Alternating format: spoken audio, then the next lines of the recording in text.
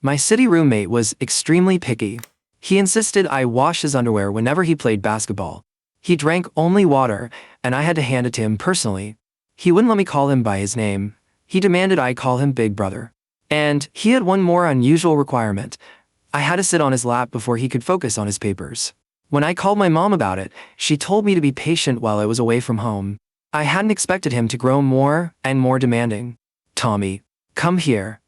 Jake, my roommate, lounged in a bathrobe, leaning back in his chair. His laptop was open in front of him. He smiled and patted the space between his legs. I knew what he meant. I glanced nervously at our other two roommates. One was gaming, the other video calling family. They seemed completely oblivious to what was happening. I bit my lip, hesitating. Hurry up or I won't be able to concentrate on studying, he urged. I remembered how Jake had helped me during the first few days of school. Thinking about that, I decided to sit between his legs.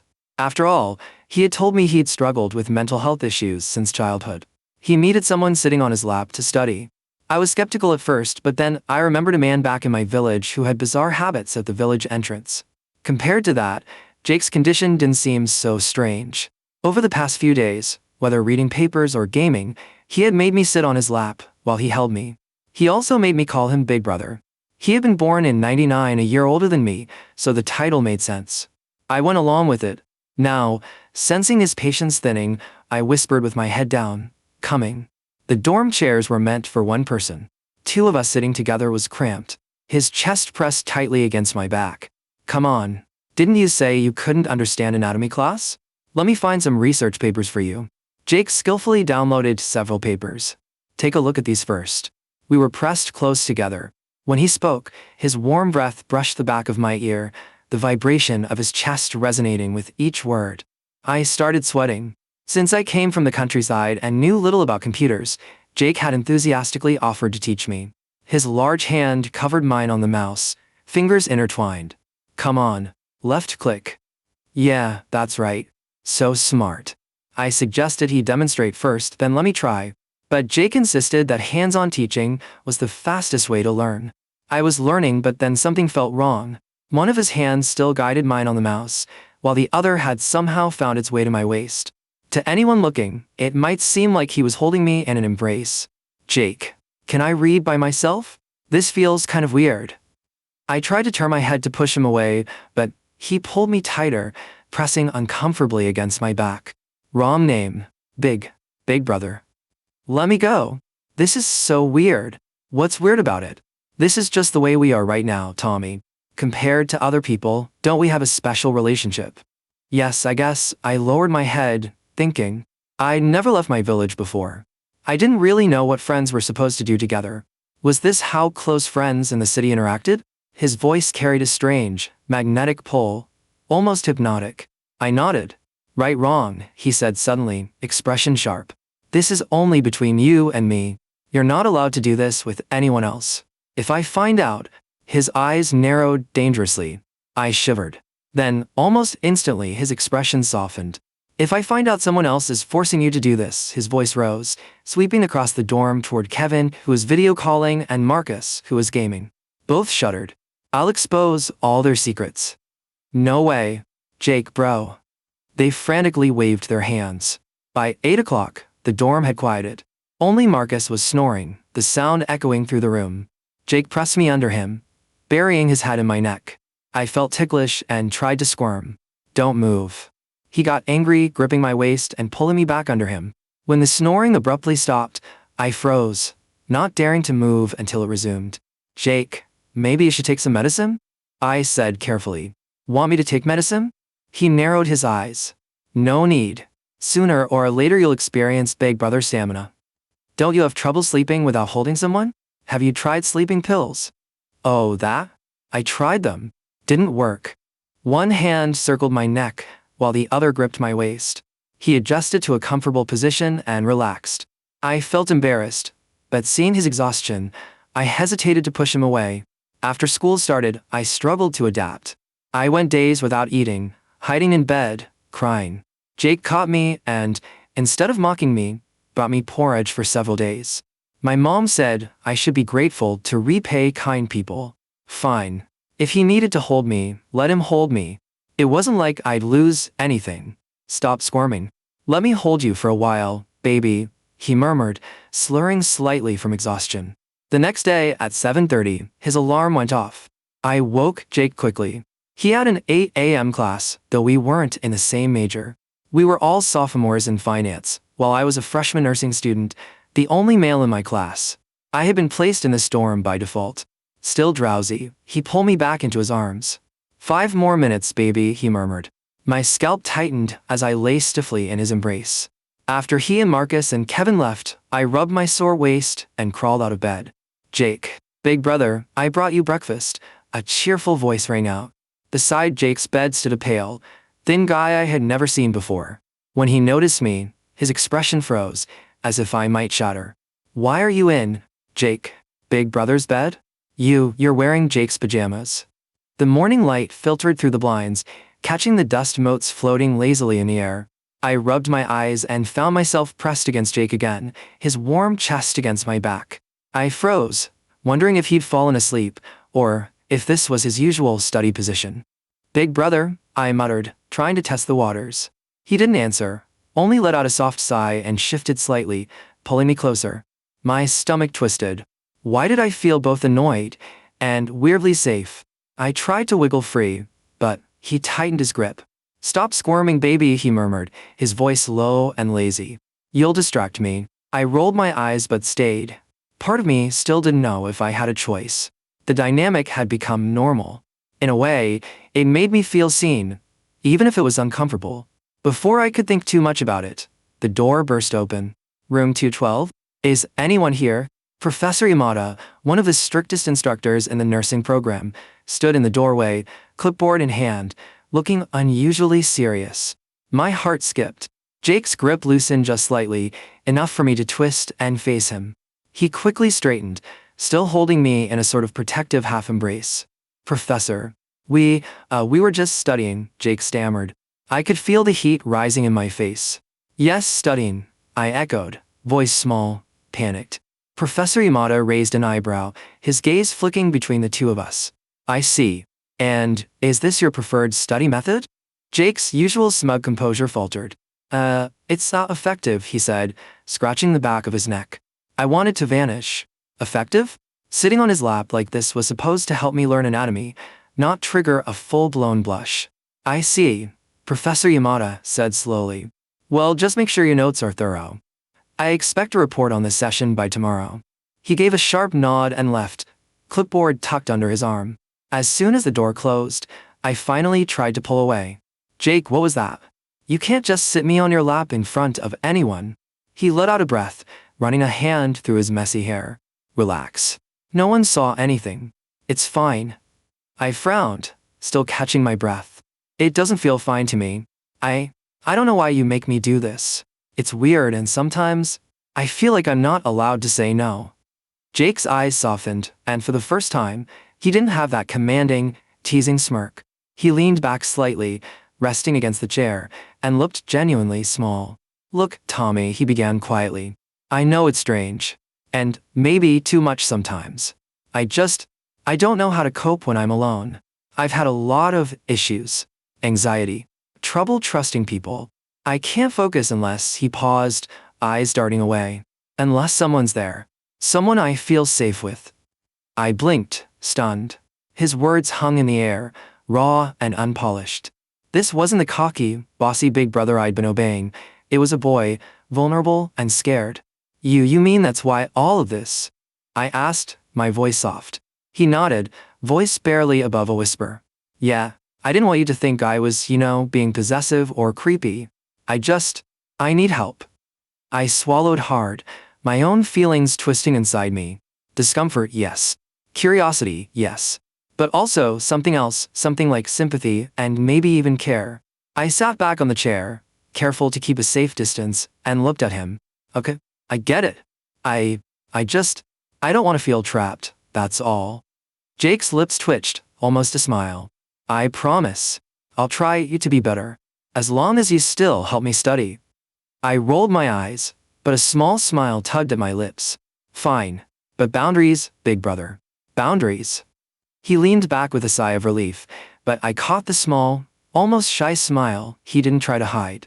Maybe this was the first step, not just in helping him focus, but in understanding each other in a way that went beyond study sessions, laps, and papers. And maybe I was curious to see where this strange closeness could lead.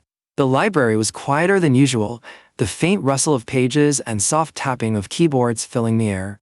I settled between the tall shelves, trying to focus on the anatomy textbook in front of me. "Big brother, can you help me with this diagram?" I whispered, leaning back slightly against Jake's chest. He adjusted his position, letting one arm rest across my shoulder as he pointed at the page. "Here, see? The femur connects." His voice trailed off as a shadow fell across our little study nook. I glanced up. A tall, lean guy with perfectly tousled hair and a teasing smirk leaned against the bookshelf, arms crossed. Well, what do we have here?" he drawled. "Studying together, huh?" I froze. Jake stiffened immediately, his protective aura almost palpable. "This is, just a study session," I mumbled, cheeks burning. The guy's grin widened. "Sure, it looks like more than that. Sitting on your lap, huh?" He raised an eyebrow, leaning closer, clearly enjoying my embarrassment. Jake's hand tightened on my shoulder without me realizing, and I flinched. "Back off," he said sharply, voice low and dangerous. The guy blinked then chuckled. "Oh, big brother energy. Didn't expect the quiet guy to be so possessive." I wanted to disappear. Jake's jaw tightened, and I could feel the heat radiating from him. "Possessive," he repeated, voice icy. "This is my friend. Back off before I—" "Before you what?" the guy teased, ignoring the warning. "Scare me with your intimidating aura?" Jake's grip on my shoulder shifted subtly, protective but careful. "I'm not kidding. Stay away from him." Something inside me twisted. The guy's teasing made me realize how satisfying Jake's possessiveness felt. My pulse quickened, my body betraying me even as my mind protested. I looked up at Jake, and he caught my gaze, eyes sharp but softer at the corners. His face wasn't just commanding, it was tense, anxious but tender, protective, and it made me feel noticed. Really noticed. The guy finally shrugged, smirking as he sauntered off. "Whatever you two are doing, enjoy it." As soon as he left, Jake released me, exhaling with relief. I rubbed my shoulder where his hand had been, and he caught my hand mid-motion, intertwining our fingers for just a moment. "You okay?" he asked quietly, voice gentler now. "Yeah," I muttered, cheeks still warm. "You handled that well." He smirked faintly, shrugging. He was annoying. Didn't like the way he was looking at you. Can't have people testing my patience or my friend. I swallowed, my chest tightening for reasons I didn't fully understand. I didn't mind. Jake froze, eyes narrowing as if analyzing my words. "You didn't mind?" I shrugged, unable to look away. "Not really. Maybe. I kind of liked the attention." A slow smile spread across his face, a mix of amusement and something softer, almost tender. "I see," he murmured, letting go of my hand reluctantly. "Well, I guess I'd better step up then. Make sure no one bothers my friend." I couldn't help the small, private shiver that ran down my spine. Jake wasn't just big brother anymore. He was protective, possessive, and it made my chest ache in a way I couldn't name. As we returned to our books, our legs brushing under the table, I realized something new. The closeness that had once made me uncomfortable now made my heart race. And maybe, just maybe, I didn't want it to stop. "All right, Tommy," Jake announced, stretching his long arms above his head with exaggerated flair. "Today's study session is a challenge." I blinked at him, unsure whether to be impressed or terrified. "A challenge?" "Yes," he said, voice dead serious. "We're not just going to sit and read. That's boring. That's for normal people. We are extraordinary, remember?" I groaned, bracing myself. "Extraordinary? You mean awkward and exhausting?" Jake ignored me and clapped his hands. "First task, posture training." He gestured to the small space in front of his desk. "You will balance standing on one foot while reading your notes aloud. No cheating." I looked at him, then at the floor. Standing on one foot while reading. Alone, that's already hard. With you staring. Jake tilted his head, smirk twitching. "Exactly. It builds focus, balance, and teamwork." I sighed but obeyed, lifting one leg as instructed. My arms flailed as I tried to hold the textbook, while Jake crouched beside me, correcting my posture like a drill sergeant. "Not like that. Straighten your back." Engage your core. Big Brother said so. Big Brother said so, I muttered, feeling the heat rise in my cheeks. His hands grazed mine briefly as he adjusted the book, and I could swear my heart skipped a beat. Next, Jake said after a minute. Lap reading relay. What? I exclaimed. You read while sitting on my lap. No distractions. I'll feed you snacks for every page you finish correctly. Consider it motivation. I groaned again, but somehow ended up perched awkwardly on his lap, trying to read aloud without bursting into laughter. Each time I mispronounced a word, Jake's warm hands would squeeze gently at my waist, half encouragement, half something else I couldn't name. By the time we moved on to desk chore obstacle course, where I had to fetch papers, sharpen pencils, and organize his notes while balancing precariously on a small stool, I was sweaty, flustered, and completely exhausted. But then, amidst the chaos, something clicked. Jake wasn't just being controlling or strange. Each challenge, each awkward touch, each Big Brother command, it was his way of coping, of staying focused, of sharing a piece of himself with me. And as I bent over to pick up a pencil that rolled under the chair, he reached out, brushing the strand of hair from my face. Good, he said softly, voice different from the teasing tone he used earlier. See? You're getting it. I felt my chest tighten. I laughed nervously. I think I understand you better than I thought. His lips curved into a small, almost shy smile. Good. That's the point. We're a team, not just study partners. My stomach fluttered. Somehow, amidst the ridiculous exercises, the close contact, and his strict instructions, I had started to feel connected, and maybe, just maybe, enjoying it. By the end of the session, I was slumped against his shoulder, sweaty and breathless. Jake leaned back, looking satisfied. See, Tommy? Growth isn't comfortable, but it's worth it. Yeah, I murmured, eyes half closed. I guess growth can be exhausting too. He chuckled softly, nudging my shoulder with his. Exhausting and fun. Don't forget the fun part. I smiled faintly, feeling a warmth that had nothing to do with the summer sun streaming through the window. Maybe this weird, awkward, and sometimes suffocating closeness was exactly where I was supposed to be. I had come back to the dorm late, dragging my backpack behind me, exhausted from the day's classes. The hallway was quiet. Marcus was gaming in the common room, Kevin was still on a video call, and Jake's door was slightly ajar. Curiosity tugged at me. He had been acting different lately, softer, quieter in ways I didn't quite understand. I knocked lightly. Big Brother, you here? No, came his muffled voice. Just studying. Don't come in. I paused, hesitant. But the door wasn't fully closed, and a small slip of paper peeked out from under it. A notebook, slightly worn, with his name scribbled in messy handwriting. I froze. I shouldn't. This was private. But the urge to understand him, to see the part of Jake he never let anyone else see, was too strong. I slid the notebook out and flipped it open. The pages were full of scribbled thoughts, some in neat lines, others barely legible. At first, it was just study notes. Then I noticed something else, diary entries. I can't focus without him nearby. It's stupid. I know it is, but I can't. Sometimes I feel like I'm broken. Like no one will ever understand why I need this. Why I can't just be normal. My chest tightened. The words were raw, unfiltered. The controlled, teasing Big Brother I saw every day was hiding pain I'd only glimpsed in moments of exhaustion. He's the only one who gets it. I know I push him too far, but if he leaves, I don't know what I'd do. I swallowed hard. My hands shook slightly. So that's why he was so obsessive. Why the lap sitting, the insistence on Big Brother, the strange study rituals. It wasn't just eccentricity, it was survival. A sound behind me made me jump. Jake stood in the doorway, eyes wide and unreadable. Tommy, what are you doing? I froze, notebook clutched to my chest. I'm sorry. I stammered. I didn't mean, I wanted to understand you. He hesitated, then stepped inside, closing the door gently behind him. I didn't want you to see that. It's private, embarrassing.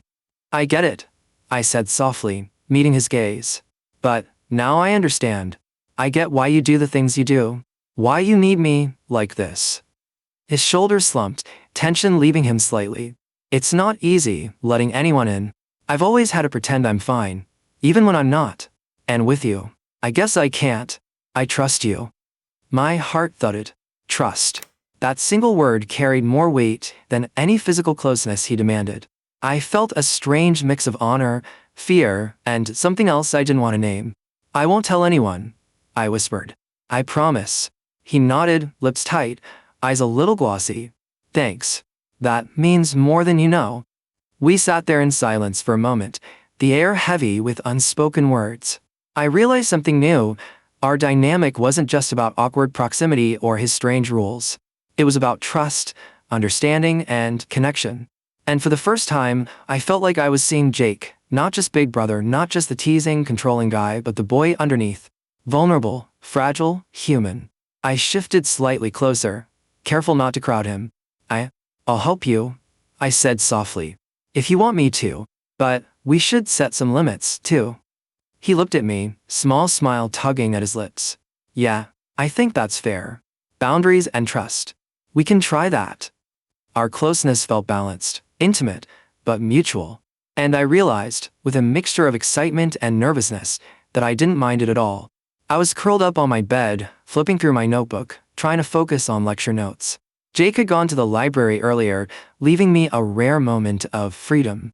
I sighed, thinking about how different my life had become since moving to the city. "Tommy?" I froze. Kevin was standing in the doorway, arms crossed, a smirk playing at the corners of his mouth. "Can we talk?" I felt a jolt of panic. He'd never singled me out before. Sure. What's up?" I tried to sound casual, but my voice wobbled. Kevin stepped inside, closing the door behind him. "Look, I've noticed something." I raised an eyebrow, bracing for what was coming. "Jake." "Big Brother," he began, his voice teasing but with an edge of seriousness. "He's intense. And you sit on his lap a lot. Sometimes it seems like you enjoy it a little too much." My cheeks burned. What? "No, it's not." Kevin held up a hand, cutting me off. "Relax. I'm not judging much. But you need to think. Where's your line? And what about your dignity?" "Dignity?" I squeaked, trying not to look guilty as I recalled the countless laps, close contact, and awkward moments with Jake. "Kevin, it's not like that all the time. And I don't know. It's complicated." Kevin leaned back against the wall, smirking. "Complicated, huh? Yep, I get that. But don't let it control you. You have a choice, Tommy. You're not just a lap pillow or a whatever he calls it." I swallowed hard. He was right.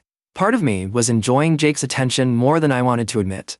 But the thought of letting him down, of losing that closeness, made my chest ache.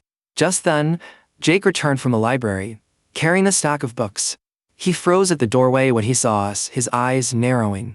"Kevin, what are you doing in my room?" Kevin smirked, unbothered. "Talking to your friend. Nothing serious."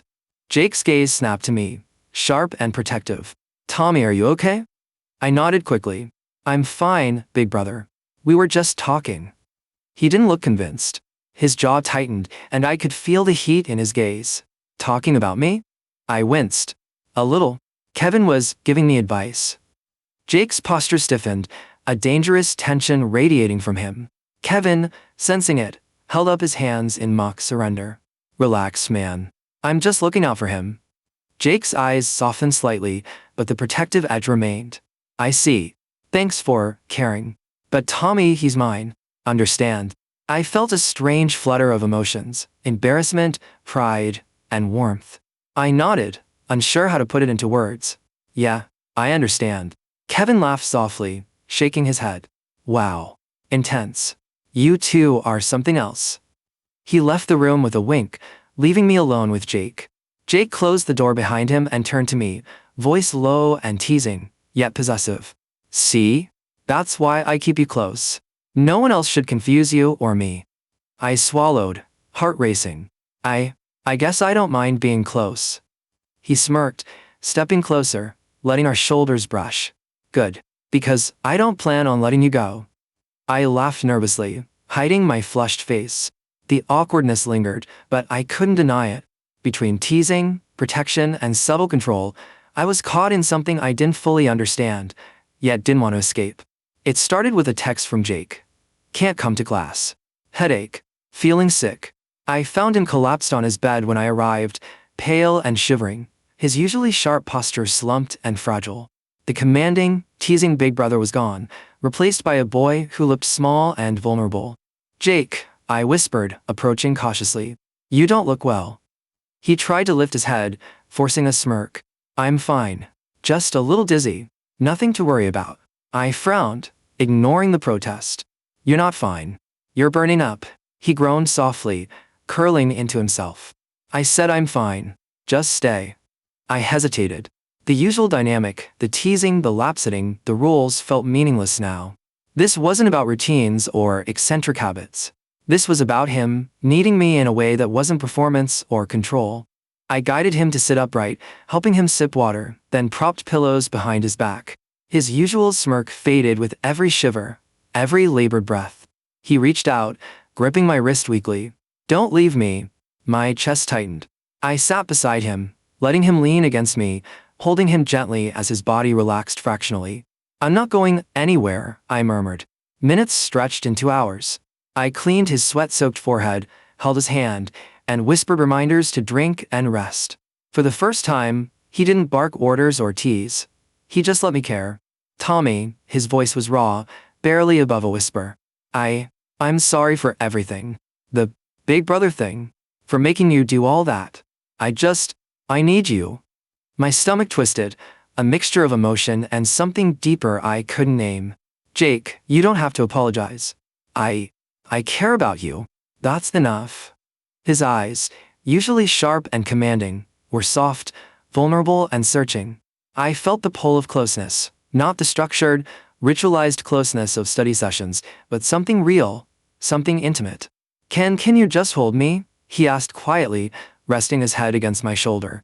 I nodded, heart racing, and wrapped my arms around him. His warmth, usually confining and teasing, was now delicate and fragile. I held him carefully, trying to convey trust and comfort without overstepping. We stayed like that for what felt like hours, the silence filled with unspoken words. I realized something important. This closeness wasn't just physical. It was emotional, raw, honest. "Tommy," he whispered again, lifting his head slightly to look at me. "Thank you. For staying. For understanding." I smiled softly, brushing his hair back. "Always. You don't have to do this alone." For the first time, the barrier between Big Brother and Jake dissolved. He was just Jake, vulnerable, human, and needing someone to be there for him. And for the first time, I saw myself not just as a helper or a lap-sitter, but as someone who could be trusted, someone he could rely on. I felt a flutter of warmth, a gentle ache in my chest. Maybe this was what connection really felt like. The dorm was quieter than usual that evening, only the faint hum of the air conditioner filling the room. I sat cross-legged on my bed, flipping through notes, but my mind wasn't on studying. Jake had been unusually silent since dinner, and I could feel the tension in the space between us. He leaned against the desk, arms crossed, eyes fixed on me. "Tommy," his voice was softer than usual, almost hesitant. I looked up, heart hammering. "Yeah." He took a step closer, his usual teasing smirk absent. "I need to know, do you feel anything? About me? About us?" The words hit me like a shock. I think I do," I admitted, voice barely above a whisper. My cheeks heated, but I didn't look away. More than I thought I would. Jake's gaze softened, and he stepped even closer. Our space shrank until I could feel the warmth radiating from him, the faint scent of his shampoo lingering in the air. "I feel the same," but his eyes flicked away briefly, then back, full of conflict. "We have boundaries, rules, and I don't want to hurt you." I swallowed, nodding slowly. "I know, and I don't want to cross lines either, but I can't ignore this." A heavy silence hung between us. My heart raced as he reached out tentatively, brushing the strand of hair from my face. I leaned into the touch, my own hand rising instinctively to touch his wrist. "Tommy," he whispered, voice trembling. "I want to." Before he could finish, our lips met in a hesitant, careful kiss. It was brief, uncertain, almost questioning, as if we were both testing the waters. My chest tightened, warmth flooding me in a way I had never felt before. He pulled back slightly, eyes wide, breathing uneven. Did I? "No," I interrupted gently. "It's okay. I wanted it too." Jake let out a long breath, his usual composure fractured.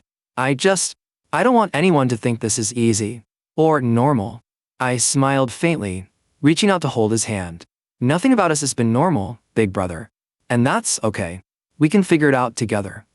He nodded, leaning his forehead against mine for a moment. Together, he whispered.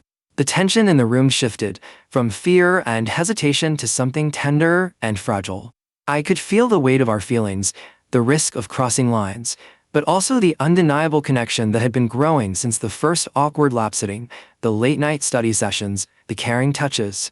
For the first time, it felt like we were not just Big Brother and Tommy, not just two roommates navigating quirks and habits. We were two people learning to navigate desire, trust, and intimacy together. And as we sat there, fingers intertwined, hearts racing, I realized that some boundaries weren't walls. They were bridges. The dorm was quiet that night, only the soft hum of the heater and the faint rustle of papers from the desk lamp.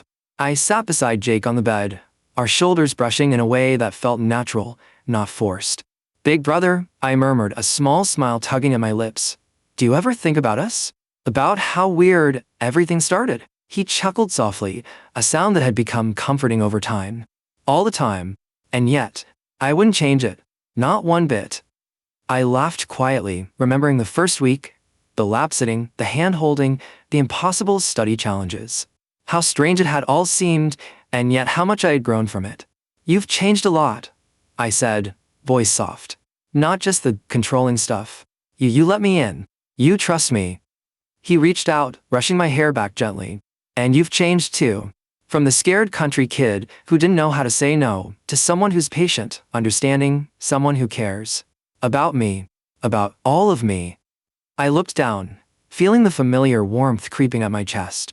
I care, even if it's weird, or awkward, or complicated. Jake smiled, leaning closer, resting his forehead against mine. That's the point, Tommy. It's complicated. Life's messy. People are messy. But us, it doesn't have to be perfect. It just has to be real. I nodded, letting out a small sigh of relief. For the first time, I felt the tension of the past weeks melt away. Our closeness, our quirks, our strange little rituals, they weren't rules or burdens anymore. They were part of who we were together.